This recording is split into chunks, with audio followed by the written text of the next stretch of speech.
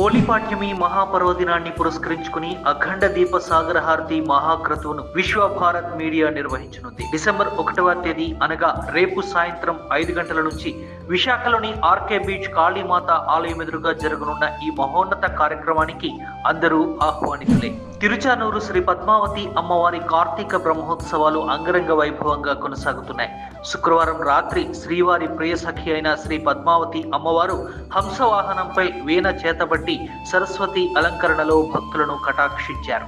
బాపట్లలోని మార్టూరులో శ్రీ దుర్గా మల్లేశ్వర స్వామి ఆలయంలో అఖండ జ్యోతి ప్రజ్వలన కన్నుల పండుగగా జరిగింది. ఆలయ ఆనవాయితీ ప్రకారం 300 కిలోల కర్పూరంతో నిర్వహించిన జ్యోతి ప్రజ్వలనతో ఆలయ పరిసరాలు కోలాహలంగా మారాయి.